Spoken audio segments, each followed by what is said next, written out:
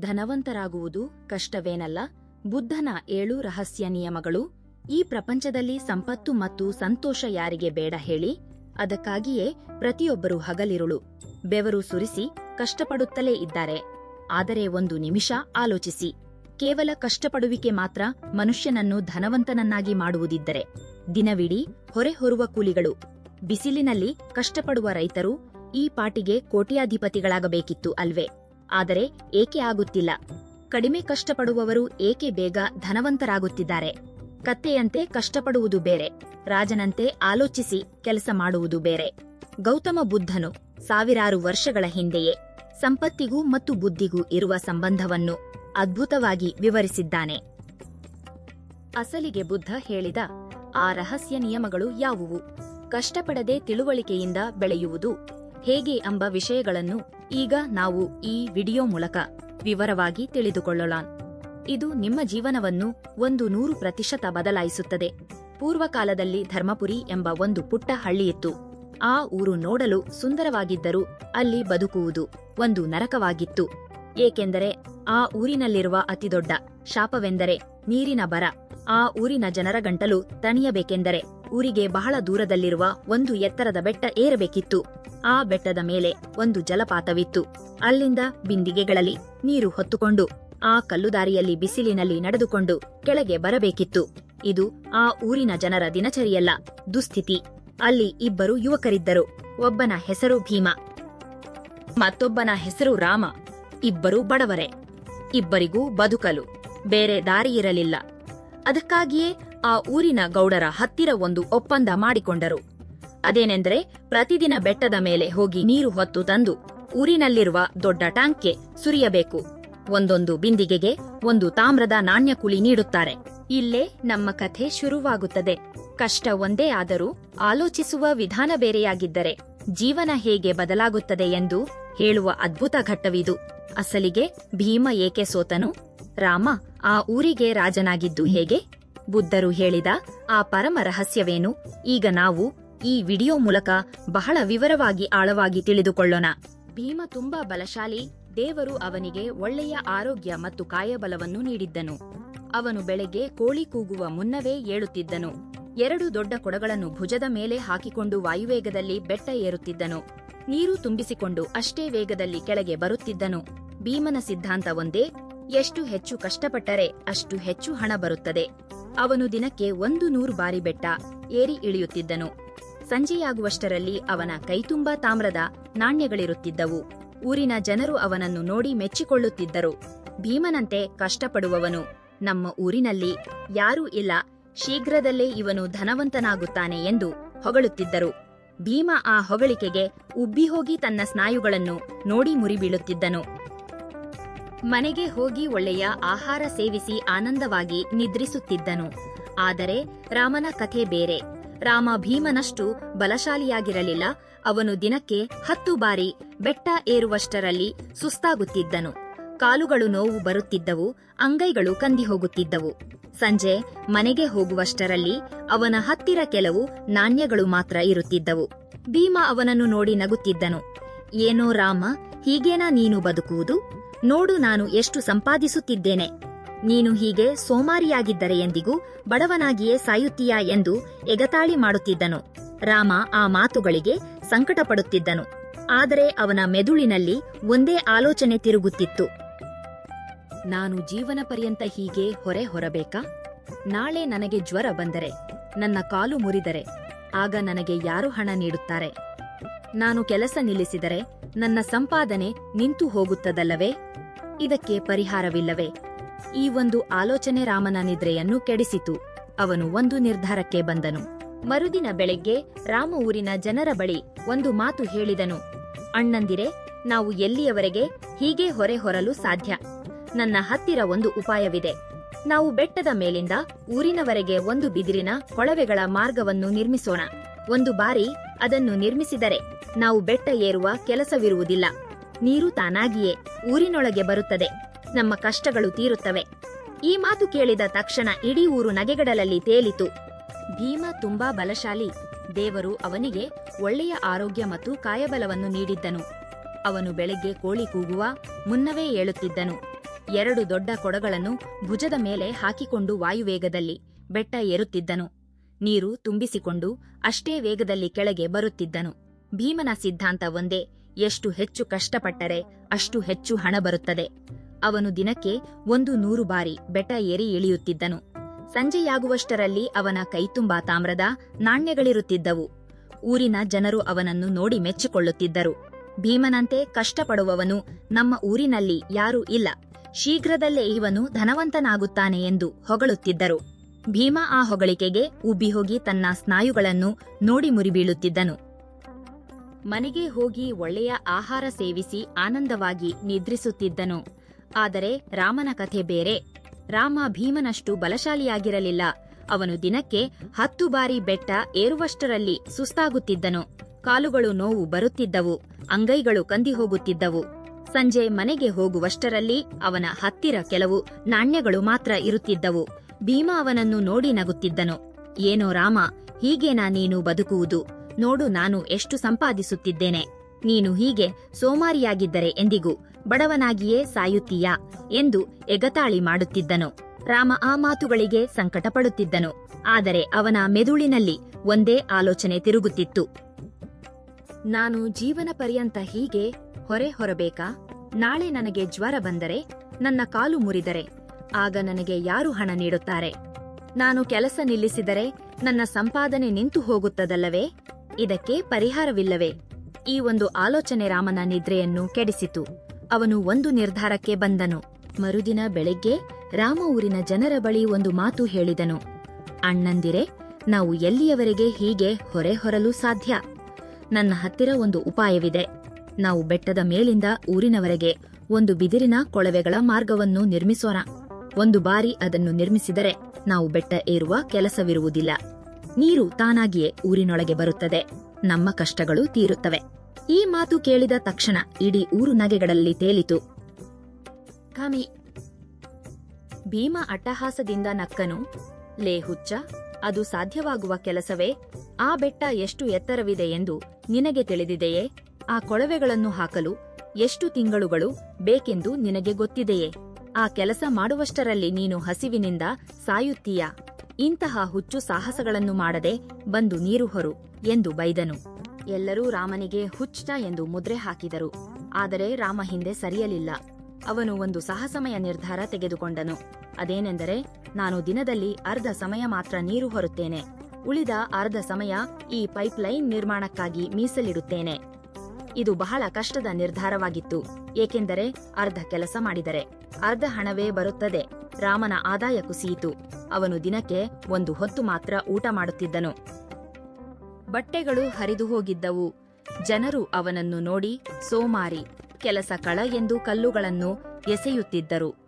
ಭೀಮ ಮಾತ್ರ ದುಪ್ಪಟ್ಟು ಉತ್ಸಾಹದಿಂದ ಕೆಲಸ ಮಾಡುತ್ತಾ ಹೊಸ ಬಟ್ಟೆಗಳನ್ನು ಕೊಂಡುಕೊಂಡು ಮನೆ ಕಟ್ಟಿಸಿ ವಿಲಾಸಿಯಾಗಿ ಬದುಕುತ್ತಿದ್ದನು. ಆದರೆ ರಾಮ ಬಿಸಿಲು ಎನ್ನದೆ, ಮಳೆ ಎನ್ನದೆ ಒಂಟಿಯಾಗಿ ಕಾಡಿಗೆ ಹೋಗಿ ಬಿದಿರುಗಳನ್ನು ಕಡಿಯುತ್ತಿದ್ದನು. ಅವುಗಳನ್ನು ಕೆತ್ತಿ ಒಂದಕ್ಕೊಂದು ಜೋಡಿಸಿ ಬೆಟ್ಟದ ಮೇಲಿಂದ ಹಾದಿ ಸಿದ್ಧಪಡಿಸುತ್ತಿದ್ದ. 1 ತಿಂಗಳು ಕಳೆಯಿತು, ಏನೂ ಆಗಲಿಲ್ಲ. 6 ತಿಂಗಳು ಕಳೆಯಿತು, ಕೇವಲ ಕೊಳವೆಗಳು ಮಾತ್ರ ಕಾಣುತ್ತಿದ್ದವು. ನೀರು ಬರಲಿಲ್ಲ. 1 ವರ್ಷ ಕಳೆಯಿತು. ರಾಮ ಅಸ್ಥಿಪಂಜರದಂತೆ ತಯಾರಾದನು. ಜನರು ಅವನನ್ನು ಮರೆತರು. ಆದರೆ ಸರಿಯಾಗಿ 2ನೇ ವರ್ಷ ಪೂರ್ಣಗೊಳ್ಳುವಷ್ಟರಲ್ಲಿ ಅದ್ಭುತವೊಂದು ನಡೆಯಿತು. ಆ ದಿನ ಬೆಳಗ್ಗೆ ಊರಿನ ಜನರು ನಿದ್ರೆಯಿಂದ ಏಳುವಷ್ಟರಲ್ಲಿ ಒಂದು ವಿಚಿತ್ರ ಶಬ್ದ ಕೇಳಿಸಿತು. ಎಲ್ಲರೂ ಊರಿನ ಮಧ್ಯದಲ್ಲಿರುವ ಟ್ಯಾಂಕ್ ಹತ್ತಿರ ಓಡಿ ಬಂದರು. ಅಲ್ಲಿ ರಾಮ ಸಿದ್ಧಪಡಿಸಿದ ಬಿದಿರಿನ ಕೊಳವೆಯಿಂದ ಶುದ್ಧವಾದ ನೀರು ಗಲಗಲನೆ ಹರಿಯುತ್ತಿತ್ತು. ಈಗ ಯಾರು ಬೆಟ್ಟ ಏರಬೇಕಿಲ್ಲ, ಯಾರು ಭಾರ ಹೊರಬೇಕಿಲ್ಲ. ನೀರು ನಿರಂತರವಾಗಿ ಬರುತ್ತಲೇ ಇತ್ತು. ಇಡೀ ಊರೇ ಸಂತೋಷದಿಂದ ಕುಣಿದಾಡಿತು. ಊರಿನ ಗೌಡರು ರಾಮನ ಬಳಿ ಬಂದು, ಮಗನೇ, ನೀನು ನಮ್ಮ ದಾಹವನ್ನು ತೀರಿಸಿದೆ. ಇನ್ನು ಮುಂದೆ ಈ ನೀರಿಗಾಗಿ ನಾವೆಲ್ಲರೂ ನಿನಗೆ ತೆರಿಗೆ ಕಟ್ಟುತ್ತೇವೆ ಎಂದರು. ಆ ಕ್ಷಣದಿಂದ ರಾಮನ ಜೀವನ ಬದಲಾಯಿತು. ಅವನು ನಿದ್ರಿಸುತ್ತಿದ್ದರು, ಹಣ ಬರುತ್ತಲೇ ಇತ್ತು. ಅವನು ಊರು ಬಿಟ್ಟು ಹೋಗಿದ್ದರೂ ಹಣ ಬರುತ್ತಲೇ ಇತ್ತು. ಏಕೆಂದರೆ ಅವನು ಕೆಲಸ ಮಾಡಲಿಲ್ಲ, ಬದಲಾಗಿ ಒಂದು ವ್ಯವಸ್ಥೆಯನ್ನು ಸೃಷ್ಟಿಸಿದ್ದನು. ಹಾಗಾದರೆ ಭೀಮನ ಪರಿಸ್ಥಿತಿ ಏನು? ಅತಿಯಾಗಿ ಭಾರ ಹೊರುವುದರಿಂದ ಭೀಮನ ಬೆನ್ನುಮೂಳೆ ದೆಬ್ಬೆ ತಿಂದಿತು. ಮೊಣಕಾಲುಗಳು ಸವೆದು ಹೋದವು. ವೈದ್ಯರು ಇನ್ನು ಮೇಲೆ ನೀನು ಭಾರ ಹೊರಬಾರದು ಎಂದು ಹೇಳಿದರು. ಯಾವಾಗ ಭೀಮ ಕೆಲಸ ನಿಲ್ಲಿಸಿದನೋ ಅವನ ಆದಾಯ ಶೂನ್ಯವಾಯಿತು. ಅವನು ಕೂಡಿಟ್ಟ ಹಣವೆಲ್ಲಾ ಔಷಧಿಗಳಿಗೆ ಖರ್ಚಾಯಿತು. ನಿನ್ನೆಯವರೆಗೆ ಬಲಶಾಲಿ ಎನಿಸಿಕೊಂಡಿದ್ದ ಭೀಮ ಇಂದು ಭಿಕ್ಷುಕನಂತೆ ಬದಲಾದನು. ಆಗ ಅವನಿಗೆ ಅರ್ಥವಾಯಿತು, ಶರೀರದ ಬಲದಿಂದ ಕೇವಲ ಯುದ್ಧಗಳನ್ನು ಮಾತ್ರ ಗೆಲ್ಲಬಹುದು, ಜೀವನವನ್ನಲ್ಲ ಎಂದು. ಈ ಘಟನೆ ನಡೆದ ಕೆಲವು ದಿನಗಳ ನಂತರ ಗೌತಮ ಬುದ್ಧನು ತನ್ನ ಶಿಷ್ಯರೊಂದಿಗೆ ಧರ್ಮಪುರಿ ಗ್ರಾಮಕ್ಕೆ ಬಂದನು. ನಡೆದದ್ದನ್ನೆಲ್ಲ ತಿಳಿದುಕೊಂಡನು. ಸೋತ ಭೀಮ ಮತ್ತು ಗೆದ್ದ ರಾಮ ಇಬ್ಬರು ಬುದ್ಧನ ಪಾದಗಳ ಬಳಿ ಕುಳಿತರು. ಭೀಮ ಕಣ್ಣೀರಿನಿಂದ, ಪ್ರಭು, ನಾನು ಪ್ರಾಮಾಣಿಕವಾಗಿ ಕಷ್ಟಪಟ್ಟೆ, ಯಾರನ್ನೂ ವಂಚಿಸಲಿಲ್ಲ. ಆದರೂ ನನಗೆ ಏಕೆ ಈ ದುಸ್ಥಿತಿ? ಯಾವುದೇ ಕೆಲಸ ಮಾಡದ ರಾಮನಿಗೆ ಏಕೆ ಈ ಭೋಗಭಾಗ್ಯಗಳು ಎಂದು ಕೇಳಿದನು. ಆಗ ಬುದ್ಧನು ಕಿರುನಗೆಯೊಂದಿಗೆ ಪ್ರಪಂಚವನ್ನೇ ಬದಲಿಸುವ ಆ 7 ಅದ್ಭುತ ಸೂತ್ರಗಳನ್ನು ಹೀಗೆ ವಿವರಿಸಿದನು. ಮೊದಲನೆಯದು ಶರೀರ ತಾತ್ಕಾಲಿಕಿ, ಬುದ್ಧಿ ಶಾಶ್ವತ. ಓ ಭೀಮ, ಒಂದು ಬಾರಿ ನಿನ್ನ ಕೈಗಳನ್ನು ನೋಡು. ನೀನು ನಿನ್ನ ಶರೀರವನ್ನು ನಂಬಿಕೊಂಡಿದ್ದೆ. ನಿಜ, ದೇವರು ನಿನಗೆ ದೊಡ್ಡ ಬಲವನ್ನು ನೀಡಿದ್ದನು. ಆದರೆ ನೆನಪಿಡು, ಶರೀರ ಎಂಬುದು ಮಣ್ಣಿನಿಂದ ಮಾಡಿದ ಒಂದು ಅದ್ಭುತ ಯಂತ್ರದಂತೆ. ಪ್ರಪಂಚದಲ್ಲಿ ಯಾವುದೇ ಯಂತ್ರಕ್ಕಾದರೂ ಒಂದು ಕಾಲಾವಧಿ ಇರುತ್ತದೆ. ಅದು ಕೆಲಸ ಮಾಡುವಷ್ಟು ಸವೆಯುತ್ತದೆ, ತುಕ್ಕು ಹಿಡಿಯುತ್ತದೆ. ಯಾವುದೋ ಒಂದು ದಿನ ಮೂಲೆಗೆ ಬೀಳುತ್ತದೆ. ನಿನ್ನ ಸ್ನಾಯುಗಳು ಕೂಡ ಅಷ್ಟೇ. ವಯಸ್ಸಿನ ಉರಿಯಲ್ಲಿ ನಿನ್ನ ಶಾರೀರಿಕ ಬಲ ಕರ್ಪೂರದಂತೆ ಕರಗಿ ಹೋಗುತ್ತದೆ. ಆದರೆ ರಾಮನ ಕಡೆಗೆ ನೋಡು. ಅವನು ಸ್ನಾಯುಗಳನ್ನಲ್ಲ, ತನ್ನ ಮೇಧಾಶಕ್ತಿಯನ್ನು ನಂಬಿಕೊಂಡನು. ಶರೀರಕ್ಕೂ ಬುದ್ಧಿಗೂ ಇರುವ ವ್ಯತ್ಯಾಸ ಅದೇ ಭೀಮ್. ಶರೀರ ಖರ್ಚು ಮಾಡಿದರೆ ಸವೆಯುತ್ತದೆ, ಆದರೆ ಜ್ಞಾನ ಖರ್ಚು ಮಾಡಿದಷ್ಟು ಹರಿತವಾಗುತ್ತದೆ. ಪ್ರಕೃತಿಯ ಒಂದು ಧರ್ಮವಿದೆ. ಕತ್ತಿನ ಕೆಳಗಿನ ಭಾಗದಿಂದ, ಅಂದರೆ ಶರೀರದಿಂದ ಕೆಲಸ ಮಾಡುವವನು ಎಂದಿಗೂ ಕಷ್ಟಜೀವಿಯಾಗಿಯೇ ಉಳಿಯುತ್ತಾನೆ. ಕೇವಲ ತನ್ನ ಹೊಟ್ಟೆಯನ್ನು ಮಾತ್ರ ತುಂಬಿಸಿಕೊಳ್ಳಬಲ್ಲನು. ಆದರೆ ಕತ್ತಿನ ಮೇಲಿನ ಭಾಗದಿಂದ, ಅಂದರೆ ಮೆದುಳಿನಿಂದ ಕೆಲಸ ಮಾಡುವವನು 10 ಮಂದಿಗೆ ಕೆಲಸ ನೀಡುತ್ತಾನೆ ಮತ್ತು ಪ್ರಪಂಚವನ್ನು ಆಳುತ್ತಾನೆ. ನೀನು ದಿನಕ್ಕೆ 100 ಬಿಂದಿಗೆ ನೀರು ಹೊತ್ತೆ, ಅದು ದೊಡ್ಡದೇ, ಆದರೆ ಅದು ಆ ದಿನಕ್ಕೆ ಮುಗಿದು ಹೋಗುವ ಕಷ್ಟ. ರಾಮ 1 ಬಾರಿ ಪೈಪ್ಲೈನ್ ನಿರ್ಮಿಸಿದನು. ಅದು ತಲೆಮಾರುಗಳವರೆಗೆ ಉಳಿಯುವ ನಿರ್ಮಾಣ. ಕಷ್ಟ ಕ್ಷಣಿಕ, ಆಲೋಚನೆ ಶಾಶ್ವತ. ಸಂಪತ್ತು ಎಂಬುದು ನೀನು ಸುರಿಸುವ ಬೆವರಿನ ಹನಿಗಳಲ್ಲಿಲ್ಲ ಭೀಮ್. ನೀನು ಮಾಡುವ ಆಲೋಚನೆ ಎಂಬ ಬೀಜದಲ್ಲಿದೆ. ಯಾರವನು ತನ್ನ ಮೆದುಳನ್ನು ಬಂಡವಾಳವಾಗಿ ಬದಲಿಸುತ್ತಾನೋ, ಲಕ್ಷ್ಮೀದೇವಿ ಅವನಿಗೆ ದಾಸಿಯಾಗುತ್ತಾಳೆ. ಇನ್ನು 2ನೆಯದು ಕಷ್ಟವಲ್ಲ, ದಿಕ್ಕು ಮುಖ್ಯ. ಭೀಮ್, ನಿಜ ನೀನು ದಿನಕ್ಕೆ 100 ಬಾರಿ ಬೆಟ್ಟ ಏರಿದ್ದೀಯಾ. ನಿನ್ನ ಭುಜದ ಮೇಲಿನ ಚರ್ಮ ಸುಲಿದು ಹೋಗಿದೆ, ಕಾಲುಗಳಲ್ಲಿ ಶಕ್ತಿ ಹಾರಿ ಹೋಗಿದೆ. ಅದು ದೊಡ್ಡ ಕಷ್ಟವೇ. ಆದರೆ ಭೀಮ, ಅದು ಕೇವಲ ಕತ್ತೆ ದುಡಿಮೆ ಅಷ್ಟೇ. ಕತ್ತೆ ಕೂಡ ಬೆಳಿಗ್ಗೆಯಿಂದ ರಾತ್ರಿಯವರೆಗೆ ಹೊರೆ ಹೊರುತ್ತಲೇ ಇರುತ್ತದೆ. ಆದರೆ ಕೊನೆಗೆ ಅದು ಎಲ್ಲಿತ್ತೋ ಅಲ್ಲೇ ಇರುತ್ತದೆ. ಒಂದು ಹೆಜ್ಜೆ ಕೂಡ ಮುಂದೆ ಹೋಗಲು ಸಾಧ್ಯವಿಲ್ಲ, ಏಕೆಂದರೆ ಅದಕ್ಕೆ ಗಮ್ಯವಿಲ್ಲ. ನೀನು ಮಾಡಿದ ತಪ್ಪು ಅದೇ. ನೀನು ಯಾವಾಗಲೂ ನೀರನ್ನು ಹೇಗೆ ಹೊರಬೇಕು ಎಂದು ಆಲೋಚಿಸಿದೆಯೇ ಹೊರತು, ಆ ನೀರಿನ ಪ್ರವಾಹವನ್ನು ನನ್ನ ಕಡೆಗೆ ಹೇಗೆ ತಿರುಗಿಸಿಕೊಳ್ಳಬೇಕು ಎಂದು ಯೋಚಿಸಲಿಲ್ಲ. ನೀನು ಹೊರೆಯನ್ನು ಹೊರಲು ಸಿದ್ಧನಾದೆ. ರಾಮ ಆ ಹೊರೆಯನ್ನು ತೊಲಗಿಸುವ ಮಾರ್ಗವನ್ನು ಹುಡುಕಿದನು. ವ್ಯತ್ಯಾಸ ಅಲ್ಲೇ ಬಂದಿದೆ. ಒಂದು ಕಹಿ ಸತ್ಯ ಹೇಳಲೇ ಭೀಮ, ದಿಕ್ಕಿಲ್ಲದ ವೇಗ ವಿನಾಶಕ್ಕೆ ಹತ್ತಿರದ ದಾರಿ. ನೀನು ತಪ್ಪು ದಾರಿಯಲ್ಲಿ ಎಷ್ಟು ವೇಗವಾಗಿ ಓಡಿದರೂ ಏನು ಲಾಭ? ಗಮ್ಯದಿಂದ ಅಷ್ಟು ದೂರವಾಗುತ್ತೀಯಾ ಅಷ್ಟೇ. ಕಣ್ಣು ಮುಚ್ಚಿ ಗುಂಡು ಹಾರಿಸಿದರೆ ಗುರಿ ತಗಲುವ ಮಾತು ಹಾಗಿರಲಿ. ನಮ್ಮವರೇ ಸಾಯುತ್ತಾರೆ. ದಿಕ್ಕು ಮುಖ್ಯವೇ ಹೊರತು ವೇಗವಲ್ಲ. ನೀನು 100 ಕಡೆ 100 ಗುಂಡಿಗಳನ್ನು ತೋಡಿದ್ದೀಯಾ. ನಿನಗೆ ಹನಿ ನೀರು ಕೂಡ ಬರಲಿಲ್ಲ. ಆದರೆ ರಾಮ ಒಂದೇ ಕಡೆ ಸರಿಯಾದ ಯೋಜನೆಯೊಂದಿಗೆ 100 ಅಡಿ ಆಳ ತೋಡಿ ಗಂಗಾಧರೆಯನ್ನು ಸೃಷ್ಟಿಸಿದನು. ಜೀವನದಲ್ಲಿ ನೀನು ಎಷ್ಟು ಹೊತ್ತು ಕೆಲಸ ಮಾಡಿದೆ, ಎಷ್ಟು ಹೊರೆ ಹೊತ್ತೆ ಎಂದು ಯಾರೂ ಲೆಕ್ಕ ಹಾಕುವುದಿಲ್ಲ. ನಿನ್ನ ಕಷ್ಟದಿಂದ ಕೊನೆಗೆ ಏನು ಉಳಿಯಿತು, ಏನು ಸಾಧಿಸಿದೆ ಎಂಬುದನ್ನಷ್ಟೇ ಇತಿಹಾಸ ನೆನಪಟ್ಟುಕೊಳ್ಳುತ್ತದೆ. ಆದ್ದರಿಂದ ಭೀಮ್, ಇಂದಾದರೂ ಓಡುವುದನ್ನು ನಿಲ್ಲಿಸಿ 1 ನಿಮಿಷ ನಿಂತು ಆಲೋಚಿಸು. ನೀನು ಏರಬೇಕಾದ ಬೆಟ್ಟ ಇದೇನಾ? ನೀನು ಹೋಗುತ್ತಿರುವ ಹಾದಿ ಸರಿಯಾಗಿದೆಯೇ? ಕುರುಡಾಗಿ ಕಷ್ಟಪಡುವವನು ಸುಸ್ತಾಗುತ್ತಾನೆ, ಗುರಿಯನ್ನು ನೋಡಿ ಹೊಡೆಯುವವನು ಗೆಲ್ಲುತ್ತಾನೆ. 3ನೆಯದು ತ್ಯಾಗ ಮತ್ತು ತಾಳ್ಮೆ. ರಾಮ ಪೈಪ್ಲೈನ್ ಹಾಕುವಾಗ ಹಸಿವಿನಿಂದ ಇದ್ದನು. ನೀಜ್ ಇಡೀ ಊರು ನಗುತ್ತಿರುವಾಗ ತಲೆ ತಗ್ಗಿಸಿ ಅವಮಾನಗಳನ್ನು ಸಹಿಸಿದನು. ನೀಜ್.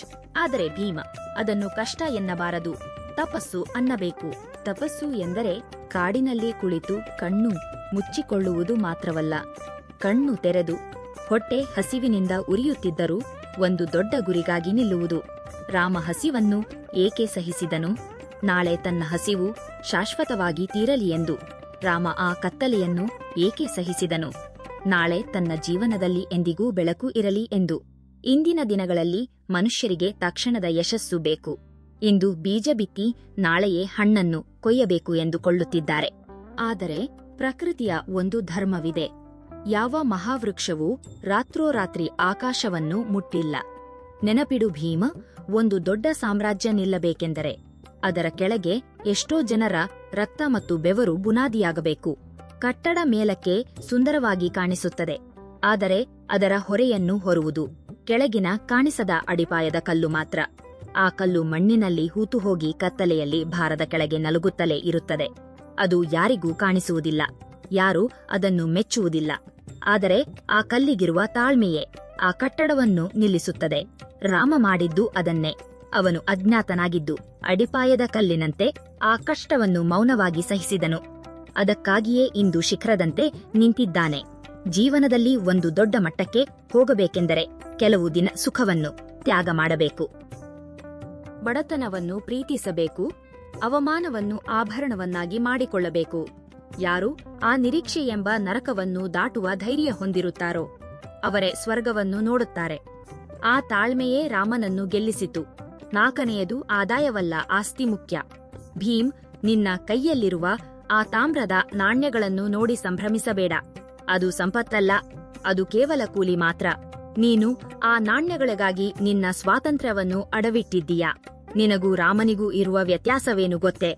ನೀನು ಹಣಕ್ಕಾಗಿ ಕೆಲಸ ಮಾಡಿದೆ ಅಂದರೆ ಹಣ ನಿನಗೆ ಯಜಮಾನ, ನೀನು ಅದಕ್ಕೆ ಗುಲಾಮ. ಆದರೆ ರಾಮ ಹಣತನ ಪರವಾಗಿ ಕೆಲಸ ಮಾಡುವಂತೆ ಮಾಡಿದನು. ಈಗ ಹಣ ಅವನಿಗೆ ಗುಲಾಮ. ಒಂದು ಕಹಿ ಸತ್ಯ ಹೇಳಲೇ ಭೀಮು, ಆದಾಯ ಎಂಬುದು ಒಂದು ಬಿಸಿಲು ಕುದುರೆಯಂತೆ.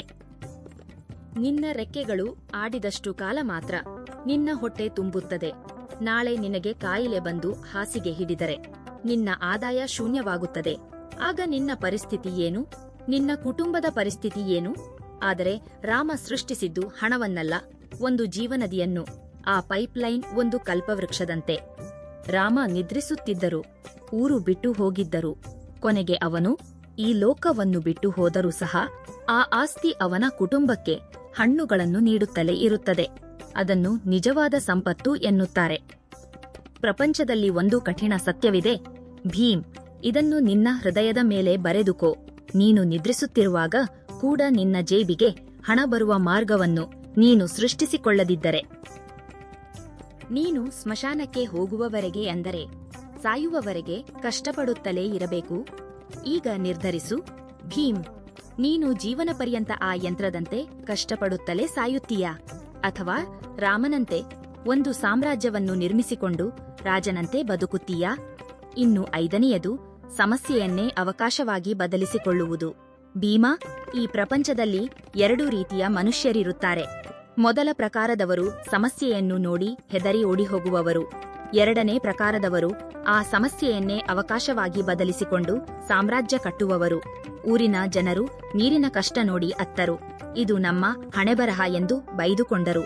ನೀನು ಕೂಡ ಅವರೊಂದಿಗೆ ಧ್ವನಿಗೂಡಿಸಿದೆ. ಆದರೆ ರಾಮ ಏನು ಮಾಡಿದ ಗೊತ್ತಾ? ಆ ಜನರ ಕಣ್ಣೀರಿನಲ್ಲಿ ತನ್ನ ಭವಿಷ್ಯವನ್ನು ಕಂಡುಕೊಂಡನು. ನೆನಪಿಡು ಭೀಮ, ಎಲ್ಲೆಲ್ಲಿ ಜನರ ಆಕ್ರಂದನಗಳು ಕೇಳಿಸುತ್ತವೋ ಅಲ್ಲೇ ಲಕ್ಷ್ಮೀದೇವಿಯ ಗುಪ್ತ ನಿಧಿಗಳು ಅಡಗಿರುತ್ತವೆ. ಸಮಸ್ಯೆ ಎಂಬುದು ಕೀಲಿ ಇಲ್ಲದ ಖಜಾನೆಯಂತೆ. ಯಾರು ಅದಕ್ಕೆ ಪರಿಹಾರವೆಂಬ ಕೀಲಿಯನ್ನು ತಯಾರಿಸುತ್ತಾರೋ ಆ ಖಜಾನೆ ಪೂರ್ತಿ ಅವರ ಸೊತ್ತಾಗುತ್ತದೆ. ಭೀಮ, ನೀನು ಸಮಸ್ಯೆಯಲ್ಲಿ ಕಷ್ಟವನ್ನು ಕಂಡೆ, ರಾಮ ಸಮಸ್ಯೆಯಲ್ಲಿ ವ್ಯಾಪಾರವನ್ನು ಕಂಡನು. ನೀರಿನ ಬರ ಎಂಬುದು ಜನರಿಗೆ ಒಂದು ನರಕ, ಆದರೆ ರಾಮನಿಗೆ ಅದು ಒಂದು ಸ್ವರ್ಗದ ದ್ವಾರ. ಏಕೆಂದರೆ ಮನುಷ್ಯನಿಗೆ ಅವಶ್ಯಕತೆ ಇದ್ದಾಗಲೇ ಅವನು ಎಷ್ಟು ಖರ್ಚಾದರೂ ಮಾಡಲು ಸಿದ್ಧನಾಗುತ್ತಾನೆ. ನಿಜವಾದ ಸಂಪತ್ತು ಎಲ್ಲಿಂದ ಬರುತ್ತದೆ ಗೊತ್ತೇ? ಹಣವನ್ನು ಹುಡುಕಿಕೊಂಡು ಹೋದರೆ ಬರುವುದಿಲ್ಲ. ಮನುಷ್ಯರ ಕಷ್ಟಗಳನ್ನು ಹುಡುಕಿಕೊಂಡು ಹೋಗು. ಅವರ ಕಣ್ಣೀರು ಒರೆಸುವ ಮಾರ್ಗವನ್ನು ಹುಡುಕು. ಆಗ ಹಣ ನಿನ್ನ ಪಾದಗಳ ಬಳಿ ಓಡಿ ಬರುತ್ತದೆ. ರಾಮ ಮಾಡಿದ್ದು ಅದನ್ನೇ. ಅವನು ನೀರನ್ನು ಮಾರಲಿಲ್ಲ, ಜನರ ದಾಹಕ್ಕೆ ಪರಿಹಾರವನ್ನು ಮಾರಿದನು. ಅವನು ಕಷ್ಟವನ್ನು ಮಾರಲಿಲ್ಲ, ಜನರಿಗೆ ಸೌಕರ್ಯವನ್ನು ಮಾರಿದನು. ಅದಕ್ಕಾಗಿಯೇ ಅವನು ರಾಜನಾದನು. ನೀನು ಜೀವನದಲ್ಲಿ ಗೆಲ್ಲಬೇಕೆಂದರೆ ಸಮಸ್ಯೆಯನ್ನು ನೋಡಿ ಹೆದರಬೇಡ. ಇದೇ ನನ್ನ ಅವಕಾಶ, ಇದನ್ನು ಹೇಗೆ ಬಳಸಿಕೊಳ್ಳಬೇಕು ಎಂದು ಆಲೋಚಿಸು. ಕೆಸರಿನಲ್ಲಿ ಇರುವವನಿಗೆ ಆ ಕೆಸರನ್ನು ತೊಳೆಯಲು ನೀರು ನೀಡಿದವನೇ ದೇವರು. ಅವನೇ ಧನವಂತ. ಆರನೆಯದು, ಕಾಲದ ಬೆಲೆಯನ್ನು ತಿಳಿಯುವುದು. ಭೀಮ, ಈ ಸೃಷ್ಟಿಯಲ್ಲಿ ದೇವರು ಮಾಡಿದ ಅತ್ಯಂತ ನಿಷ್ಪಕ್ಷಪಾತವಾದ ಹಂಚಿಕೆ ಯಾವುದಾದರೂ ಇದ್ದರೆ ಅದು ಕಾಲ ಮಾತ್ರ. ಈ ಪ್ರಪಂಚದಲ್ಲಿ ಅತ್ಯಂತ ಶ್ರೀಮಂತನಿಗೂ ದಿನಕ್ಕೆ 24 ಗಂಟೆಗಳೇ ಇರುತ್ತವೆ. ನಿನ್ನಂತಹ ಬಡವನಿಗೂ ದಿನಕ್ಕೆ 24 ಗಂಟೆಗಳೇ ಇರುತ್ತವೆ. ಆದರೆ ಆ 24 ಗಂಟೆಗಳನ್ನು ಯಾರು ಹೇಗೆ ಬಳಸಿಕೊಂಡರು ಎಂಬುದೇ ಅವರ ಹಣೆಬರಹವನ್ನು ನಿರ್ಧರಿಸುತ್ತದೆ. ನೀನು ಏನು ಮಾಡಿದೆ? ನಿನ್ನ ಕೈಯಲ್ಲಿರುವ ಆ 24 ಗಂಟೆಗಳನ್ನು 10 ತಾಮ್ರದ ನಾಣ್ಯಗಳಿಗಾಗಿ ಮಾರಿಬಿಟ್ಟೆ. ನೀನು ಪ್ರತಿದಿನ ಬೆಳಗ್ಗೆ ಎದ್ದು ನಿನ್ನ ಜೀವನದಿಂದ ಒಂದು ದಿನವನ್ನು ಹರಿದು ಯಜಮಾನನ ಕೈಯಲ್ಲಿ ಇಡುತ್ತಿದ್ದೀಯಾ. ಅದಕ್ಕೆ ಪ್ರತಿಯಾಗಿ ಅವನು ನಿನಗೆ ಹಣ ನೀಡುತ್ತಿದ್ದಾನೆ. ಆದರೆ ನೆನಪಿಡು ಭೀಮ, ಹಣ ಹೋದರೆ ಮತ್ತೆ ಸಂಪಾದಿಸಬಹುದು. ಕಳ್ಳತನವಾದರೂ ಮತ್ತೆ ಸಿಗುತ್ತದೆ. ಆದರೆ ಕಳೆದು ಹೋದ ಕಾಲ ಸತ್ತ ಮನುಷ್ಯನಿಗೆ ಸಮಾನ. ಅದು ಮತ್ತೆ ಬರಲು ಸಾಧ್ಯವಿಲ್ಲ. ನೀನು ಆ ನಾಣ್ಯಗಳಿಗಾಗಿ ನಿನ್ನ ಹೆಂಡತಿಯೊಂದಿಗೆ ಕಳೆಯಬೇಕಾದ ಸಮಯವನ್ನು ಮಾರಿದೆ. ನಿನ್ನ ಮಕ್ಕಳೊಂದಿಗೆ ಆಡಬೇಕಾದ ಬಾಲ್ಯವನ್ನು ಮಾರಿದೆ. ಕೊನೆಗೆ ನಿನ್ನ ಆರೋಗ್ಯವನ್ನು ಕೂಡ ಮಾರಿಬಿಟ್ಟೆ. ಕೊನೆಯಲ್ಲಿ ನಿನ್ನ ಬಳಿ ಉಳಿದದ್ದು ಏನು? ಕೇವಲ ಕೆಲವು ಕಾಗದದ ತುಂಡುಗಳು ಮಾತ್ರ. ಆ ಕಾಗದಗಳು ನಿನಗೆ ಕಳೆದು ಹೋದ ಆಯಸ್ಸನ್ನು ಮರಳಿ ನೀಡಬಲ್ಲವೇ? ಆದರೆ ರಾಮನ ಕಡೆ ನೋಡು. ಅವನು ತನ್ನ ಸಮಯವನ್ನು ಮಾರಲಿಲ್ಲ, ಬದಲಾಗಿ ಹೂಡಿಕೆ ಮಾಡಿದನು. ಅವನು ಇಂದು 1 ಗಂಟೆ ಕಷ್ಟಪಟ್ಟರೆ ಆ ಗಂಟೆಯು ಭವಿಷ್ಯದಲ್ಲಿ ಅವನಿಗೆ 1000 ಗಂಟೆಗಳ ವಿಶ್ರಾಂತಿ ನೀಡುವಂತೆ ಯೋಜನೆ ಮಾಡಿದನು. ಅದೇ ಬುದ್ಧಿವಂತಿಕೆ ಎಂದರೆ. ಭೀಮ, ಗಡಿಯಾರದಲ್ಲಿ ಮುಳ್ಳು ಟಿಕ್ ಟಿಕ್ ಎಂದು ಮುಂದೆ ಹೋಗುತ್ತಿದೆ ಅಂದುಕೊಂಡಿದ್ದೀಯೇನೋ? ಅಲ್ಲ, ಅದು ನಿನ್ನ ಹೃದಯದ ಬಡಿತ ಟಕ್ ಟಕ್ ಎಂದು ನಿಲ್ಲಲು ಹತ್ತಿರ ಹೋಗುತ್ತಿದೆ. ನೀನು ಬದುಕಿರುವ ಪ್ರತಿಯೊಂದು ಕ್ಷಣ ಮೃತ್ಯುವಿನ ಕಡೆಗೆ ಹಾಕುತ್ತಿರುವ ಹೆಜ್ಜೆ. ಆದ್ದರಿಂದ ಈಗಲಾದರೂ ಎಚ್ಚರಗೊಳ್ಳು. ನಿನ್ನ ಸಮಯವನ್ನು ಕೇವಲ ಹೊಟ್ಟೆ ತುಂಬಿಸಿಕೊಳ್ಳಲು ಮಾತ್ರ ಬಳಸಿದರೆ ನೀನು ಬದುಕಿದ್ದರೂ ಸತ್ತಿದ್ದರೂ ಒಂದೇ. ರಾಮನಂತೆ ಏನಾದರೂ ಸಾಧಿಸು. ನೀನು ಸತ್ತ ನಂತರವೂ ಜನರು ನಿನ್ನ ಬಗ್ಗೆ ಮಾತನಾಡುವಂತೆ ನಿನ್ನ ಸಮಯವನ್ನು ಬಳಸಿಕೋ.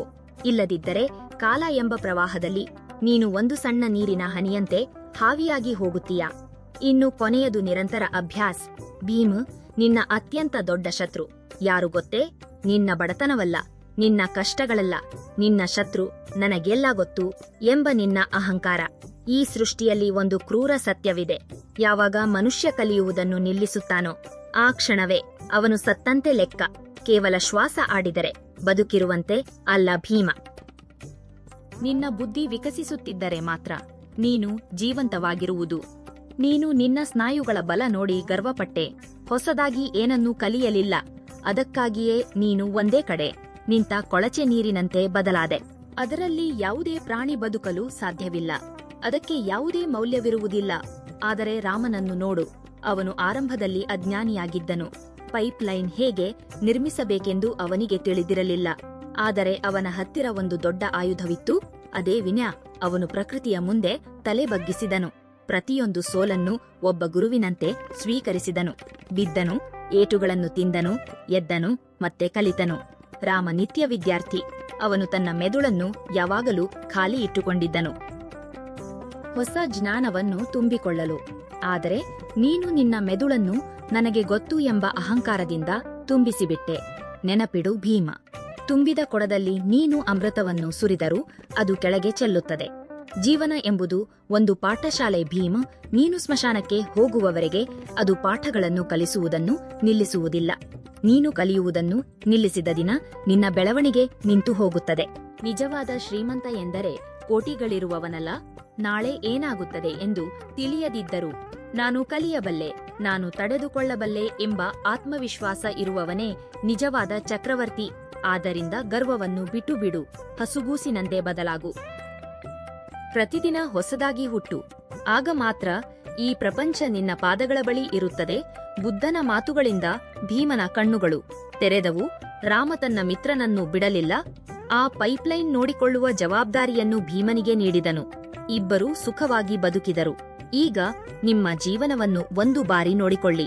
ನೀವು ಭೀಮನಂತೆ ಬಕೆಟ್ ಹೊರುತ್ತಿದ್ದೀರಾ ಅಥವಾ ರಾಮನಂತೆ ಪೈಪ್ಲೈನ್ ನಿರ್ಮಿಸುತ್ತಿದ್ದೀರಾ? ಬೆಳಗ್ಗೆ 9 ಗಂಟೆಯಿಂದ ಸಂಜೆ 6 ಗಂಟೆಯವರೆಗೆ ಆಫೀಸಿನಲ್ಲೋ ಅಥವಾ ಫ್ಯಾಕ್ಟರಿಯಲ್ಲೋ ಕಷ್ಟಪಡುವುದು ತಪ್ಪಲ್ಲ, ಅದು ಅನಿವಾರ್ಯ. ಆದರೆ ಜೀವನ ಪರ್ಯಂತ ಅದೇ ಕೆಲಸ ಮಾಡುತ್ತಾ ಬರುವ ಸಂಬಳಕ್ಕಾಗಿ ಕಾಯುತ್ತಾ ನಿಂತು ಬಿಡಬೇಡಿ. ನಿಮ್ಮ ಬಿಡುವಿನ ಸಮಯದಲ್ಲಿ ಹೊಸ ವಿಷಯಗಳನ್ನು ಕಲಿಯಿರಿ. ನಿಮಗಾಗಿ ಒಂದು ಸ್ವಂತ ವ್ಯವಹಾರ ಅಥವಾ ಹೂಡಿಕೆಯ ಮಾರ್ಗವನ್ನು ಸೃಷ್ಟಿಸಿಕೊಳ್ಳಿ. ನಿಮ್ಮ ಬುದ್ಧಿಯನ್ನು ಹರಿತಗೊಳಿಸಿ. ನೆನಪಿಡಿ, ಜೋಳದ ಕಾಳನ್ನು ಭೂಮಿಯಲ್ಲಿ ಹೂತರೆ ಮಾತ್ರ ಅದು ಸಸಿಯಾಗಿ 100 ಕಾಳುಗಳನ್ನು ನೀಡುತ್ತದೆ. ಅದನ್ನು ತಿಂದು ಬಿಟ್ಟರೆ ಹಸಿವು ಮಾತ್ರ ತೀರುತ್ತದೆ. ನಿಮ್ಮ ಹತ್ತಿರವಿರುವ ಹಣವನ್ನು ಮತ್ತು ಸಮಯವನ್ನು ತಿಂದು ಹಾಕಬೇಡಿ, ಹೂಡಿಕೆ ಮಾಡಿ. ಈ ವಿಡಿಯೋದ ಸಾರಾಂಶ ಒಂದೇ: ಕೈಗಳನ್ನಲ್ಲ, ಮೆದುಳನ್ನು ಬಳಸಿ. ಕಷ್ಟವಲ್ಲ, ಇಷ್ಟವಿರುವ ಕೆಲಸವನ್ನು ಬುದ್ಧಿವಂತಿಕೆಯಿಂದ ಮಾಡಿ. ಈ ಕಥೆ ನಿಮ್ಮಲ್ಲಿ ಒಬ್ಬರ ಆಲೋಚನೆ ಬದಲಿಸಿದರೂ ನನ್ನ ಪ್ರಯತ್ನ ಸಫಲವಾದಂತೆ. ಈ ವಿಡಿಯೋ ನಿಮಗೆ ನಿಜವಾಗಿಯೂ ಇಷ್ಟವಾದರೆ ನಿಮ್ಮ ಮಿತ್ರರಿಗೆ ಶೇರ್ ಮಾಡಿ, ಏಕೆಂದರೆ ಒಳ್ಳೆಯದನ್ನು ಹಂಚುವುದು ಕೂಡ ಒಂದು ಸಂಪತ್ತೇ ಹಾಗೆಯೇ. ಲೈಕ್ ಮಾಡಿ, ಸಬ್ಸ್ಕ್ರೈಬ್ ಮಾಡಿಕೊಳ್ಳಿ. ಧನ್ಯವಾದಗಳು.